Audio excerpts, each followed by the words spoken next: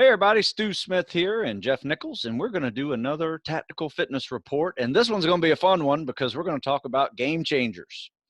And if you're not familiar with Game Changers, it's a new, pretty popular movie. I found it on Netflix the other day, made by James Cameron. A lot of big stars in it, a lot of professional athletes. And they talk about being a vegan, or I guess they're talking about the vegan diet. Vegan, vegetarian, sort of plant-based. Plant-based nutrition. So, well, Jeff and I, wanted to discuss this because we typically get, I don't know, probably 5 or 6 emails, every other day about this particular diet. I've written an article about it, put it on my website, but thought we'd explain it a little bit further and also apply it to a couple other questions that we both received about, you're a vegan and you're doing it for ethical purposes, but you're also have some goals to go into the Spec Ops community. How do you do that? So maybe we can just kind of not just beat up on the Game Changers movie, but also apply it to, people that are actually doing stuff in our world. Yeah. So that's kind of thing. I think our mode will be, we will discuss the viewpoints of the film, and then we'll say, okay, right, again, because then the bridge then becomes the ethical side. If someone generally is ethically making a decision and wants to go down that Spec Ops road, then there has to be a good discussion on that. And that's what we're going to do. We're going to say, if you are going to go down this road, here are some recommendations that we might want to have you try, right? That's because we don't ever want to say, well, I don't give a shit about your ethics. I don't care. You should be doing this, because, within those belief systems, we're going to take that for what it is. It's someone's beliefs. And so we're going to help them, help guide them. And that's our goal. Yeah, absolutely. So the Game Changers movie, I think how it starts off with a MMA guy. I think he's a professional fighter that's doing all this research on plant-based diet and nutrition. And by the end of the show, he's a PhD. No, just kidding. Yeah. He's not. A lot of this is anecdotal evidence at best from a lot of world-class level athletes, professional athletes that decided they wanted to go vegan. And hey, you know what? If it's working for you, great. Go for it. And right. if you're not seeing any malnutrition, you're not seeing any anemia, any type of vitamin deficiencies, mineral deficiencies, whatever those little things that can happen when you're eliminating a food group, or especially a macronutrient, because you can apply this same logic to keto, paleo, Atkins, anything that you're eliminating a food group or a macronutrient. There's issues. And Jeff and I are not nutritionists or dietitians.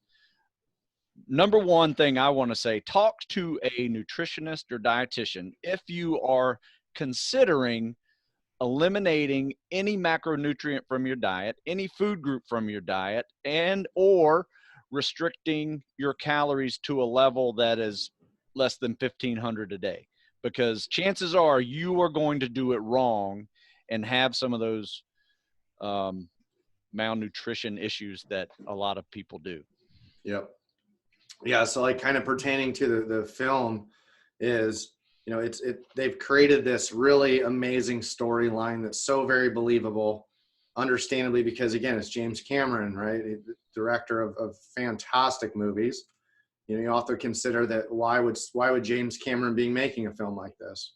You have to consider his financial investment of what I've read is in excess of $140 million into a pea protein company, right? And this is the launch of that. So now keeping that on as an issue kind of separate from like, that doesn't really give value to like, why would I would not do this? This is, I kind of put it in a context of this is that, again, we're not talking ethics, but what we're talking is, okay, we are restricting calories of some sort. We're restricting nutrients of some sort to a human body under great duress and stress. Like these athletes, because of the physical work that they put in, the stress from competition, MMA is a perfect example of the stressors that they're putting themselves through, yet they are supposedly calorically restricting themselves or macronutrient, which in the movie they never even go over what their diets are.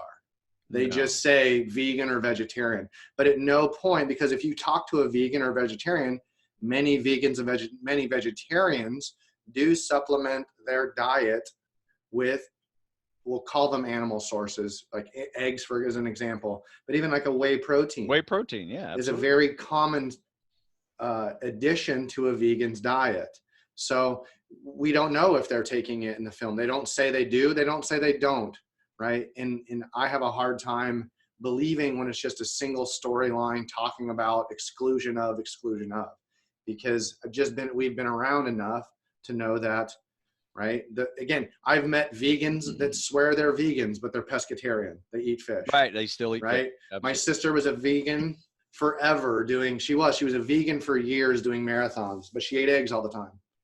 Right. So none of those questions are posed in the film.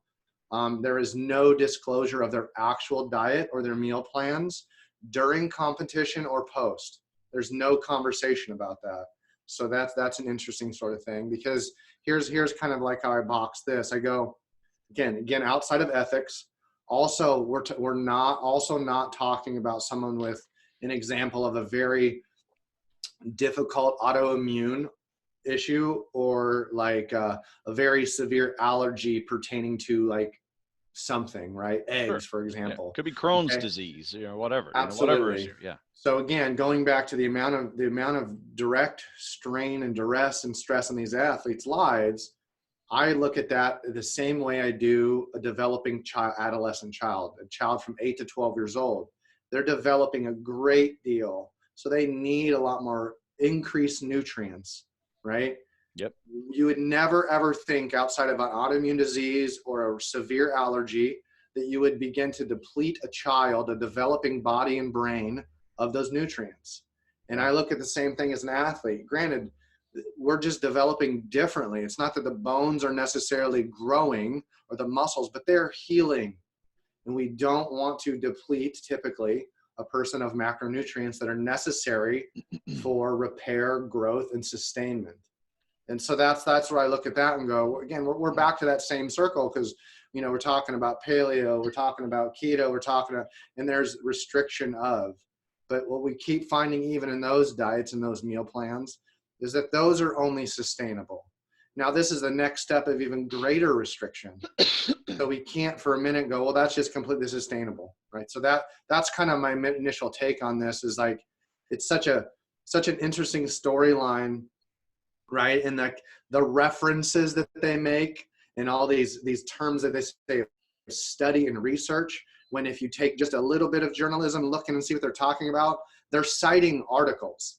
Right. They're not citing any research at all. They're citing studies, articles, right? And that's the point with the MMA fighter, is he never once cites an actual research. He's only citing articles. Yeah, and he just says pure anecdotal evidence as well. Yeah. I feel better, I perform better, but is it scientifically proven that your diet is the cause of this better performance? Could it be psychological? Could it be just had a good day? Whatever it is. But I mean, there's a lot of ifs and buts in there. But I do say this. People are going to diet. That's just the way it is. And we are creatures of habits. We tend to eat typically the same things week after week after week. And if you're eating a balanced, nutritious meal plan every day, you're going to see the results. Yep. Now, that's why I like to have, some of my things that I eat bounced off of a local nutritionist. Say, here's what I'm doing, blah, blah, blah, blah, and you write it down for them. Usually the best thing to do is take a week's worth of notes of everything you put into your mouth, from snacks, full meals, drinks, where are you getting all your hydration, where are you getting your caffeine, do it all. And then just take a look at it. And just by pure common sense, you can probably see where the leaks in your diet are. Yeah. But if you take it to a nutritionist, that nutritionist is going to be able to say, well, you're completely missing out on your vitamin C, vitamin B12. You're going to have anemia. Yeah. You know, they're going to be. It's no different than what we do, Stu, right? When someone Yep. comes to us and go, here's my PST numbers, here's my body weight, height, here's the time I've been training. Like, can you give me some guidance? Absolutely. When you come to us with those metrics, as you're saying, right? Give the dietitian and the nutritionist a real chance to help you by collecting your data, just like he's saying. Take a log, take a journal of what you've been taking over a week or so. Because realistically, from my experience, the dietitians that do this, right, for a living, that's what the first thing they're going to do. You're going to come see them and they go, all right, take a food journal for this week and come back to me. That's typically what they're going to do anyway. Got to start so there. Empower them, like let them, help them help you, I guess, right? Sure. Yeah. And I agree with Stu completely because here is the flip side. Is it likely that if people convert to a vegan style diet based off of an average American's diet, they're going to feel great for a short period of time? They really will. And that's the thing. It's like, and that goes to the fasting portion too. When you're doing a fast, right, and you're still supplementing some micronutrients in your fast, like Mitch's greens, for example. Sure. People feel really good, and it's sustainable for that very short window, right? And they go, well, that must be great. And that's the thing is, don't mistake us for saying, hey, we're talking about the film information. We're not degrading the quality of going into fasting and experimenting with the vegan diet. What we're saying is when you attach words like human optimization long-term, we come into question of going, all right, well, there is no anecdotal or real valuable long-term, even anecdotal information saying that this is good outside of people that, have some real diseases and such. Because what we're trying to do is we're trying to talk both sides, right? Absolutely. There is a necessity to have vegetables at a high volume in your diet, right? Yep. Regardless of what diet you're trying to follow, vegetables are exceedingly important. But what we're saying is exclusion of animal proteins for most is not the total solution. In part, at times might be a solution for a period of time, but not in total. Yeah, absolutely. In fact, one of the other things about the show that I found that it doesn't apply to a lot of people is that these professional athletes had vegan food prepared for them every day. So they either have a chef or they have somebody that's part of their program that is making them, plant-based protein foods all day long. Yeah. And that's an easy way to be vegan. I could definitely be vegan that way. Right. If I had that. If you have someone preparing food for you regularly. In fact, I'm not trying to talk out of my butt here because I have actually started as of November 1 testing out going vegan, testing it out. So I want to just see what happens I'm probably going to give it up on Thanksgiving, but. Oh, heck yeah, you should. Yeah. Most facts. Let's be real. Yeah. In fact, I was going to, make it like one of those November things, no shave November, but make it no meat November, something like that. But on November 1st, I was at the grocery store and I saw this huge sale on porterhouse steaks. And I said, I'm going to start tomorrow. So, so anyway, I'm testing out because if I'm going to write about it, I like to kind of understand it. I like to see, especially for me training, how does it affect my energy levels? How does it affect my sleep? How does it affect my thinking, my focus, and all that mood, focus, all of that? And I have found that I found two things. One, I eat a lot of vegetables anyway, so it's not hard to do vegetables only. I just need to eat a little more of them. I tell you what, where I did find it difficult, and this was kind of a good thing. I was a little TMI, but I just had a colonoscopy at 50 years old. When you turn 50 in a few years, you're going to have a colonoscopy. I get that. I get that adventure. Yeah. Yeah. But anyway, so it's one of those things like for like 3 or 4 days, you have to prepare for this and you can't eat fiber for like 3 days. And I found that to be the hardest event of this whole ordeal was, wow, I can't eat any fruits and vegetables right now. I mean, that was That really, sounds that was terrible. a hard change in my diet for 2 days. And I Yeah. mean, I could eat meat, I could eat, you know, drink dairy and all that, but I just couldn't eat any fiber. And then they The give you this fiber stuff that just, but runs anyway, through I you. got the Yeah. 10-year bill of health clean. So whatever I'm doing now, I don't have any issues to be able to go back. I didn't have any precancerous polyps, anything like that. They didn't have to do anything. They just went right up there. Nice. Yeah.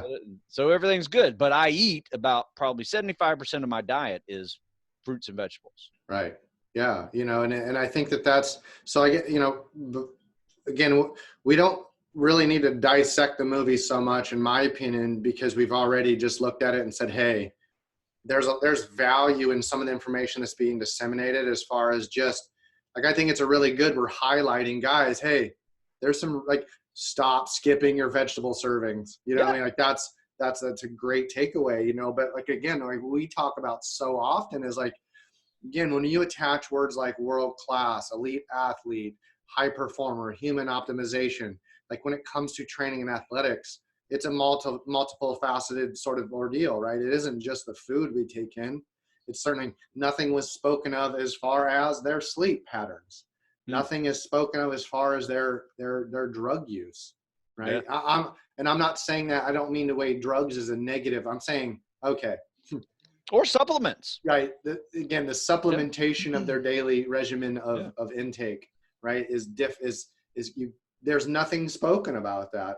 They're certainly taking supplements, right? If they're not, I would be so surprised, but there's no mention of it, right? Yeah, everything I've read, you know, most vegans have to at least take a B12 supplement.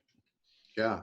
Right. Again, when you deplete the body of those natural, right, animal proteins, we know for sure, again, it's like, if you eliminate, you're missing either valine, isovaline, glutamine, right? You're missing one of the 4 essentials. Iron. Okay. Right. So and that's just the amino acid side. Yeah. You're missing iron, right? You're missing other certain things. And so the question is like, okay, well, what expense? Because if we're having an honest conversation about optimization, we know one thing does not work, and that's exclusion. Like, at the end of the day, nothing is sustainable with total exclusion of anything. Total exclusion of fats, not a good idea. Total exclusion of sugars and salts, also not a good idea. Total exclusion of, again, proteins, total exclusion of carbohydrates, not a good idea. So it's the same, it's the opposite of the carnivore, right? That's exactly what we're talking about. It's like, well, the carnivore's better. Like, they can't both be the best, folks. No. Like, let's be honest. Like, you cannot have diametrically opposed diet planning for a single species. For a single, you can't. Human, and you cannot do it. Either one of them being better for you. Yeah, and so that's what we're saying is balance, right? Let's take the carnivore diet, marry it up with the vegan diet, and that's pretty much a great diet. You know, that's what we're talking about. So again, we're not talking about exclusion. We're talking about optimization, except for, you know, severe injury, severe illness, or like a real, you know, you need to restrict nuts because you're extremely allergic to them. Sure. Okay.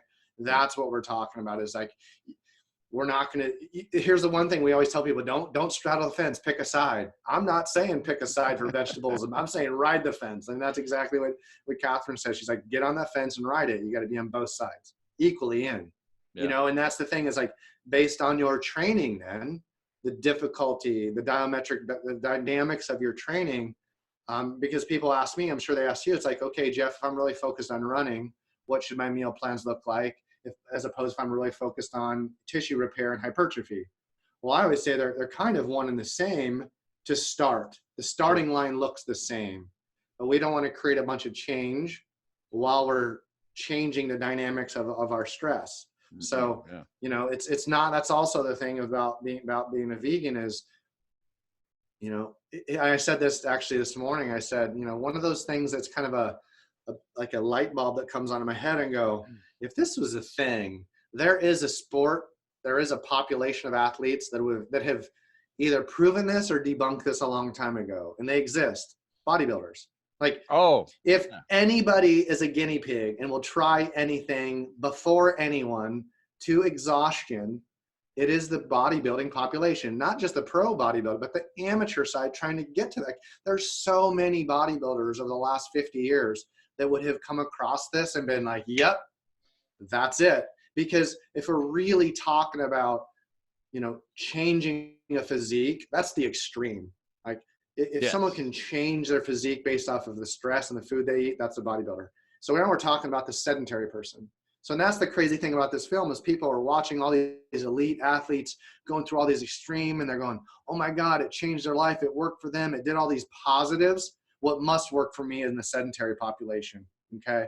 And so I think that's a big, because again, we're not talking about caloric intake and what it's like you take that comparison, you have a competitive MMA guy or power lifter that's consuming 6,000 calories a day on the vegan side because he has got to take that much pea protein and combine it with a carbohydrate to get the full rounded amino acid spectrum. But they're taking 6,000 calories in a day of potatoes and rice, and they get done competing. What are they going to do? They can't keep taking that surplus of carbohydrates. No. But in the same way, you can't do that with meat either. And so it's like, because really what we're talking about, because there's so very few athletes in this world. I mean, there's 350 million people just in the US. Of those 350 million people, a very small percentage of people are going to the gym and training on a regular basis, or like running every day or practicing training. Like you can't compare that population that needs far more calories and then spread that across the United States and go, it's good for everyone. And don't mind calorie intake. Don't even count calories. Don't even consider it. Like it's ridiculous because you have to consider that stuff. Yeah. And the group you just named is just the average Joe group. You got another layer of collegiate, professional, world-class. I mean, that's a whole different animal of athletics. And now one thing I really thought was funny in the middle of it was when they showed what Conor McGregor was eating, and he was actually eating a steak. And if you look at the plate, about 3/4 of it is vegetables. So he's eating a lot of steak, but he's also eating vegetables. And at the next scene after he gets beat, he says, yeah, I was eating 2 steaks a day. It's like, that's why he lost. Yeah. Again, never mind the commentary before and after that. To the vegan. Yeah. So he lost to a vegan because he ate 2 steaks a day. Right. And so again, let's just take let's take an objective viewpoint from a distance and say, okay, they've identified a handful of people that have claimed to be vegan that are at this level of success. Okay. You could just take the population of athletes across the world right now and poll them. Like, what percentage of you all that are in the top 10 of every sport are following this meal plan, that are following a meal plan similar to this? And what you're going to find is that little to none of them that are successful are doing that, like for a sustained period of time. I know, and same like you, we know plenty of athletes that are cycling in these meal plans, these diet plans to enhance recovery. We can first, hey, like, you know what? I don't want to have all this meat in me when I'm trying to fight inflammation for 3 days post-fight. So I'm going to drive my carbohydrates through vegetables way up. Yep. Drop my fat down. We can keep my lean mass or keep my lean meats in there, but it's in a much lower quantity because it's purpose driven. Okay. Yeah. And we just can't get on this bandwagon because it just does a disservice, because it creates more confusion than it does resolution for most people that don't, like you and I and many of our friends that have this background and information, and they're going, man, like this sounds so compelling. It's got to be right if someone's going to make a movie and put Arnold Schwarzenegger in it. Like, you know what? Here's the deal too. You made a very valid point at the very beginning. Follow the money. Why did they make this movie? Who is making money off plant-based proteins now? Where is this going? I expected at the end of the movie, to be honest with you, to have some like multi-level marketing scheme pitched to me. To sell vegan products. Yeah. Just watch TV in the middle of the afternoon. Just turn it on. Like, cause I've done that like when I was traveling. It's like every food commercial now almost is, the the Impossible Burger. And then it goes to the Country Crock video that's like, oh, made from plants. Well, vegetable oil has always been made from plants. It's not new. Like Yeah. everything is plant-based now. Well, it always has been. It's just the same thing. You look at rice checks and it's like, oh, gluten-free. Well, no shit. Rice doesn't have gluten in it. It's always been gluten-free. Right. So like, we've got to look at these marketing things and go, wait a minute, like Country Crock has always been vegetable oil. Like, why is this a thing? You know, and that's what's going on right now. Everyone is just renaming and remarketing it and thinking this is new. Yeah. This is not new. Like, I think it's a little bit shameful, in my opinion. It is, and it's just unfortunate because people do. It's playing off people's fear. People really desperately in these times want to live a healthier life. That seems to be, okay, what are we going to do? Make all these grand changes. Well, now if we're just saying, well, meat's the problem, stop eating it, and your solutions will come. That seems great. It seems like, well, you know what? Yeah, plants are good. Plants have always been good. Like, you know, it meets this rational sort of inner dialogue. It meets it. You're like, oh yeah, it makes sense.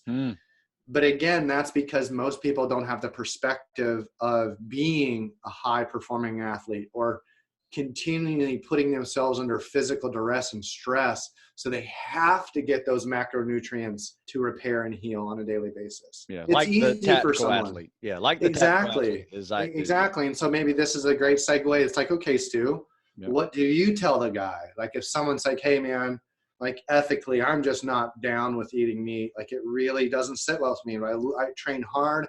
And a lot of those people are coming to the table with, hey, I'm already taking my pea protein with this and with this because I know I'm limiting here. Like, but how do I cycle that into my training? And that's where we, you know, again, first step is what we're going to say is talk to a dietitian. But from our standpoint, what guidance do you give that candidate who is doing his or her due diligence and ethically is like, you know what, I'm going to stick with this till the nth degree because I'm not cool with it.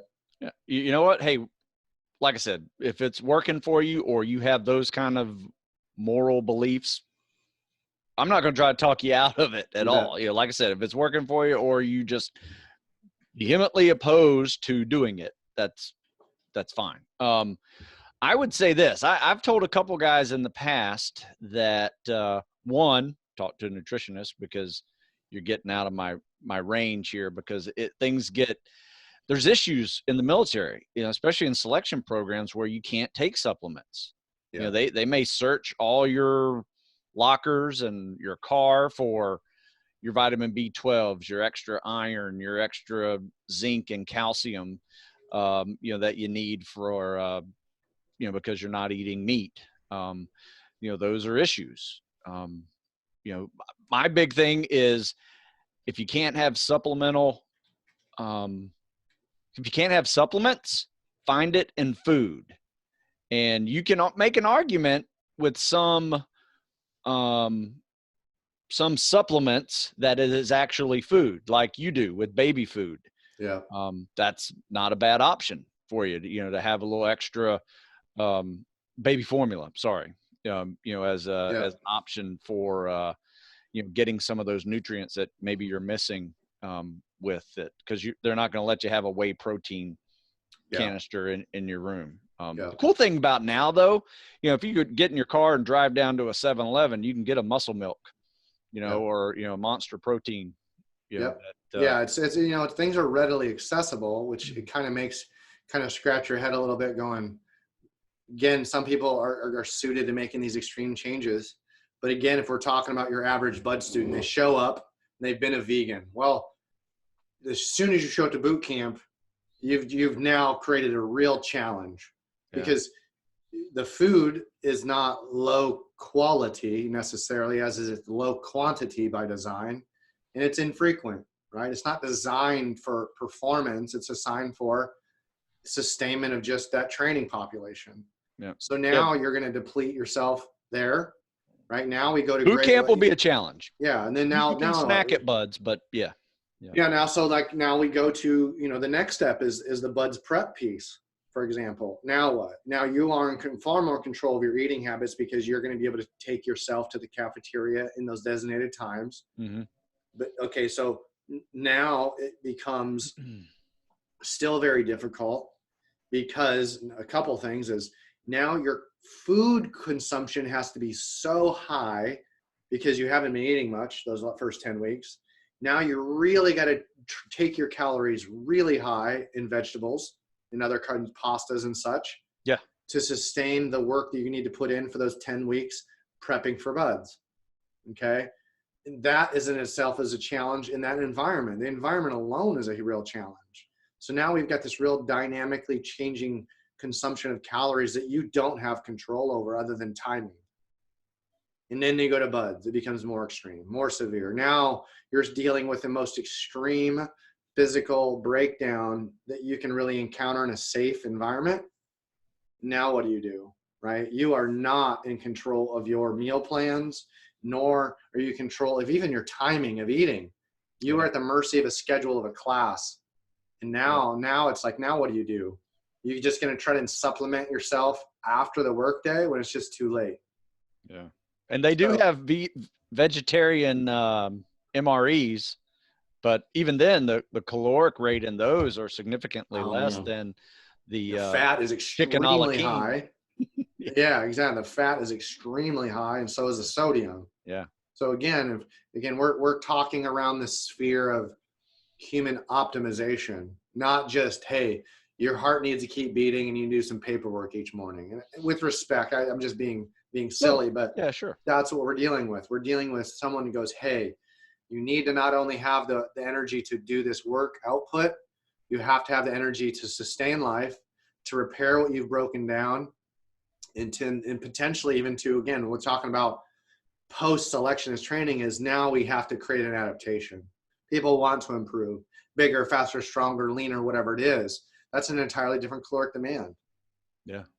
And and there is no solution for depletion. There just isn't. And then unfortunately people will go, well, like, so-and-so is following this carnivore diet. So-and-so is following this diet. It's like, well, a lot of those people that follow those extreme diets for a long period of time, they have issues, right? Physical ailments and years of, right? I look at people that I respect that are following that carnivore diet for a T, but for 15 years prior to their life, right, they were dragging themselves through the dirt. And so this change is the change they've decided as opposed to being vegan.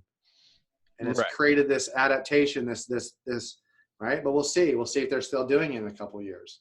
That's true. Yeah. So my money says no. All I know is I don't need a colonoscopy for another 10 years. And that's the thing is like, if you're really putting a context of the amount of food that a person has to put in their stomach equates directly to the amount of work that your digestive system has to do. Mm-hmm. So if your calories by volume, like in the size of if you're taking in your 6,000 calories of vegetables and carbohydrates, put that on a kitchen table. Oh, it will cover the entire table a foot high. If you do 6,000 calories with a good balance of meat and vegetables, you're only going to cover about a third of that table. Yeah. You know what I mean? So, but the average person isn't taking in 6,000 calories a day for sustainment. But that's the thing is because you can get a well-rounded carbohydrate through vegetables, good lean animal fats, right? Good fats, fruits, and vegetables. You can, with we'll just say 3,500 calories of balanced of that, to get that same sort of nutrient output, you're going to have 4 times by volume carbohydrate driven meals. Yeah. That then when you get done training, then what? You got to deal with a tremendous amount of bloat. Yeah. You absolutely have to be training your ass off on this. Yeah. It's a no joke, you know, and that's the thing is you that's where I think that this documentary, which I laugh at calling it a documentary, but this film has just gone off the rails is because it's so erroneously focused on one side that to me, it seems like a parody. It really does. A really well-written parody that's just pure propaganda because it's not necessary. No. Right. Unless it's ethical. Well, plus too, here's the deal. I mean, I write programs that may take a couple hours a day to finish, these high level programs. You got to put in the time, getting in all the mileage and reps and all of that. However, for the average guy who just wants to lose 50 pounds, You know, I might just have them do something for 30 minutes and then walk 10 minutes every meal. Yeah. You know, it's that kind of volume of activity doesn't go well with the kind of volume of food that you need in your to belly. be nutritious. Yes. Right. Now you can limit all those and bring your calories down a whole lot by eliminating a food group. You know, there's real evidence on that. You know, you take out all your carbs, or you take out all your proteins, or at least animal food group side, you know, and replace it with something else, you're going to be eating less calories. Yeah. You see a weight loss, you know, if that's a goal of yours. But once again, like Jeff says, those things aren't sustainable for long term. And that's why you find this with this ethical conundrum. Like, that was my sister. You know, she just couldn't stomach the idea of eating animal protein for a long time, other than, you know, and then it kind of was chicken for a little bit. And then she kind of lost favor with chicken, but then it just became eggs. Yeah. And that was a thing where she had to rationally decide. She was like, well, I can't do this training if I don't have the repair. And an egg is like that. Well, perfect. Is protein. It really, and it is animal source, but no animals are being hurt.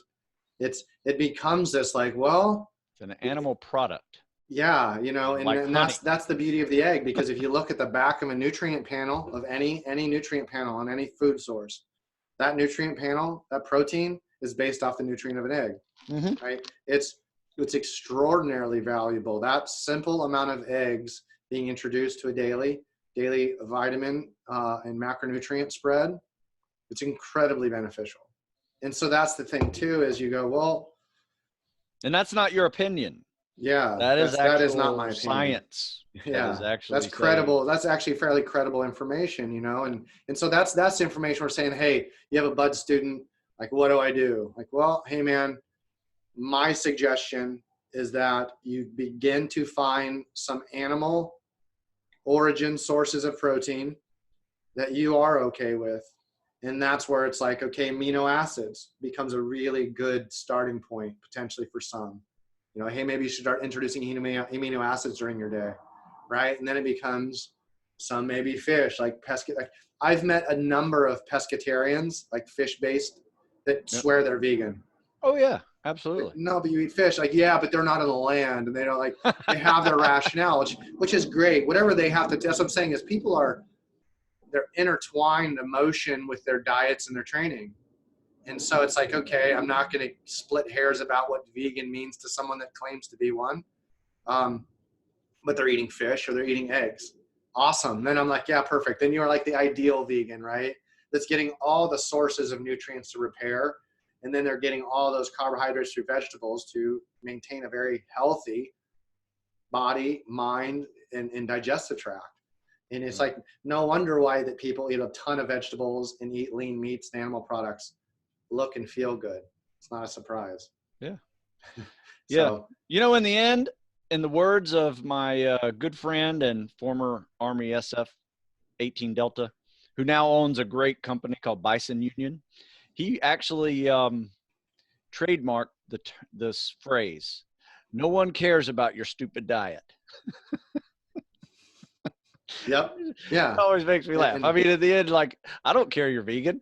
I don't care you're doing keto or paleo. That's great. If it's working for you, go with it. Yeah. You know, and no it's one cares like, about it. And that's the thing too, is that's the beauty where you and I are at now, like with respect to people that come in and ask questions, is it's no longer our job to convince people what we do for a living is valuable. Yeah. Yeah. The track record, especially for you, and the years of service you've put into people trying to get through selection speaks for itself. No, you know, and that's the beauty of it, is like, I go, hey, and also too, I think it's nice that you and I can have a conversation about this objectively and go, well, I don't necessarily agree with it, but I will say that there are, like we have said, that there are some valuable points to take away that are beneficial. Oh yeah. Here's some great points. Can I eat less red meat? Yes. You know, I could probably be a little healthier by eating a little less red meat. Not stop it, but eat a little less. Do I need to eat more vegetables? Yes, 100%. We all do. Should we eat foods that are, you know, not processed? Absolutely. Yep. You know, highly processed foods are killing us, right, as Americans. Yeah. And should we eliminate or decrease sugar? Sure, Yeah. absolutely. Should decrease your Yeah. sugar. So all of those things are And I good. know, like, there's a point in the film too that talks about how much better it is for the environment, which Yeah. couldn't be more farther from the truth, right? The truth that they're trying to spread about, carbon dioxide off gassing from feces of cows and all that sort of stuff that's been debunked time and time and time again, right? If you just a simple thing to just debunks the fact that these huge masses of cow and pig lots are bad for the environment. Number one is, if you look at the turn of the century when the most of North America was covered by millions and millions of bison, the amount of feces and nitrogen put into the earth sustained areas. It was necessary, right? Granted, now, do I like the fact that places in the United States, they have lots of thousands of cattle penned together and are butchered the way? No, I don't. So to be super clear, I don't agree with the manufacturing practices of most meats in the United States. No. So absolutely. that's where, like, I look at it and go, that's the focal point. The focal point is how are these animals are not, how they are not ethically treated, right? And so it's like, well, yeah, we're not hurting anything by eating all these plants. Yep, we're on the same page. Like we're making the same argument here. Yes. And so I think that, like, I don't have to pick. That's what I mean. I'm not picking sides of, like, vegetables are better for the environment, cows are the devil because of their off gassing. No. Like, it comes down to how they're treated, not what the animals do naturally. The animals are going to eat and poo, right? That's what they're supposed to do. So let's talk about how they're treated before we talk about what's really bad for the environment, because that's step number one. Sure. And, if you're going to really go all in, you should be driving a Prius, Yep. and, if you really cared about the environment, you would not use gas and oil and coal and all Yeah. those. It's like, I hit myself up a lot. It's like all those little green bags you put vegetables in the grocery store. It's like, I'm taking every step to not do that anymore. Yeah. Just as, like, because it's like, I'm a proponent of very much of the environment and the care of the animals on the earth. But it's like, okay, I'm still a consumer. How do I temper my consumption to where I don't feel like a hypocrite? Yeah. That's where I'm at. I agree. So it's progress, right? Again, it's the same thing with this. My last comment for this is, okay, this film is about progress, not a total solution. There is some progress to be learned and, like, how to apply. There are definitely things from that that film, that people should begin to apply to their life. Like you said, increase your calories with vegetables and da. Yes, that's the focal point and the takeaways that I have with this film. Yeah, I would agree. Like I said, it didn't convince me to go vegan. I will say that. No, it was nice seeing great athletes do their thing, and be fed nice, pretty meals made by a chef. But in the end, if you're going to think about any dietary change, or you may think you have holes in your current diet, go talk to a nutritionist or a dietitian that can actually help you create a meal plan that's going to be more nutritious for you. That's the key. Yep. Oh yeah. Yeah, because there's just so many holes in it. It's like, I'm a vegan, but I eat mac and cheese. Well, cheese is animal source. Well, I don't eat that. I eat fettuccine Alfredo. It's like, what about the cream? It's like, if you're going to be a vegan, man, like, again, it's like, I'm all for it. But I from the business that we're in and trying to help people be optimal as best we can, the solution isn't to deplete. Sure. It's or eliminate. Balance. Exactly. Deplete, elimination, but we're trying to find balance instead. Yeah. Eliminate bad things. True. Yeah. And a lot of times it's just eliminate the quantity, right? It's like, don't stop eating chocolate if you like chocolate. Just manage it. Yeah. If you like a soda, have a soda. If you want a donut, have a donut. Yeah. But that's why it's like the upside of why we train so regularly, so we can do that stuff. And it's not this, like, moral conundrum, like, oh my God, I gotta stop eating this way. Because no. If you want a donut, eat a donut. That's the beauty of training on a daily basis. Right. You're going to have a 150 calorie donut. You can burn that off in 10 minutes. Use it as a pre-workout. Whatever. Yeah, exactly. Just timing, Now, right? if you're eating 15,000 calories of donuts, there's an issue. Not so good. But All yeah, right. Stu, I thought that was interesting. Beat And this one up hopefully a this little. helps some people out a little bit. Yeah, absolutely. Now, if you really want to scare yourself into becoming vegan, watch the other one that I saw on Netflix the other day called "What the Health." Yeah, That is a little more less of a James Cameron type production and more of an actual some dude holding a camera walking around pig farms and cattle farms. And so then Knives Over Forks is the other one yeah, too. it's another. It's like gnarly one. We look at it and go, because again, if the conclusion for all of these really is somebody, maybe not Game Changers, but those two, those are like ethically driven kind of. It's like, hey, take a look at what's going on. It's still one-sided for sure. Sure. But it really is more to the ethics than it is to optimization. I understood those a lot better than the Game Changers one. Yeah. Because we're not world-class athletes that can do that. So anyway, that was where they lost me on it mostly. And then they didn't really back it up with any science either. But so, all right. So we beat this one up. So thank you again, Jeff. If you guys are, thanks for listening. We'll have some more coming up in the next few weeks. You bet. I'm not traveling. Send us emails. Comment in the description or the comment section if you have something you want to see. I've had a couple of emails of people asked us to talk on things, and this was one of them. So you betcha. Appreciate it, Stu. All right, thank you.